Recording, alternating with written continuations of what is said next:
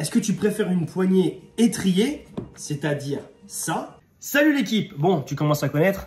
Bonne année 2023. Et aujourd'hui, j'ai filé un petit coup de main sur les scie sauteuses. Bah ouais, c'est pas marrant quand tu me regardes avec des yeux de merlan frit quand je te demande si tu veux une poignée étriée ou une poignée pommeau. Donc si tu as prévu un achat de scie sauteuse, reste là, je vais essayer de te guider. Déjà, la première des choses à déterminer, est-ce que tu veux une scie sauteuse à batterie, c'est-à-dire quelque chose de portatif, ou au contraire, est-ce que tu veux une filaire? Et dis-toi, j'en ai pas là, mais tu peux même vouloir une pneumatique. Filaire ou batterie, on va parler de praticité et d'autonomie. La deuxième chose à savoir, c'est qu'est-ce que tu vas couper? Et je dirais même quelle est l'épaisseur, parce que ça va déterminer la puissance nécessaire de ta scie sauteuse. Clairement, si tu sais que tu vas couper que des choses fines, autant prendre une 400 watts. Maintenant, si tu vas faire du travail sur des matériaux un peu plus épais, je te conseille au minimum une 600 watts et tu peux même monter jusque 900 watts, notamment avec la Mafell. En fonction de ce que tu vas couper, est-ce que tu vas avoir besoin d'un variateur de vitesse? C'est hyper important. Si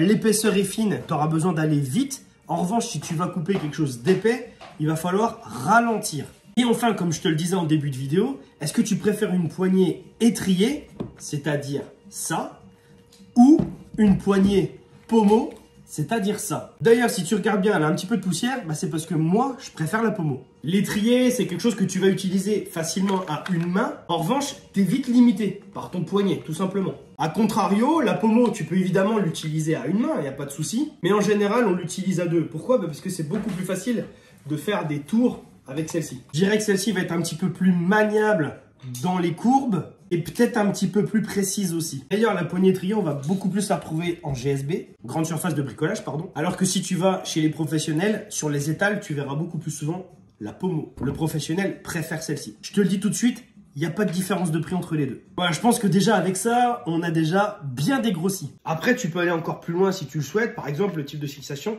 Moi, chez Makita, j'aime bien ça. C'est hyper pratique, quoi. Tu vois, tu appuies juste ici, ça sert ou dessert ta lame. Alors que quand je vais chez mon père, tu vois, il a encore celle avec la clé 6 pans. On peut aussi prêter attention à la semelle. Il y en a qui sont amovibles et il y en a même qui sont inclinables. Et enfin, ce qui va sceller le destin de la scie sauteuse, c'est évidemment ton budget. Voilà, je pense que j'ai fait le tour. Si tu as des questions, n'hésite pas à me les poser.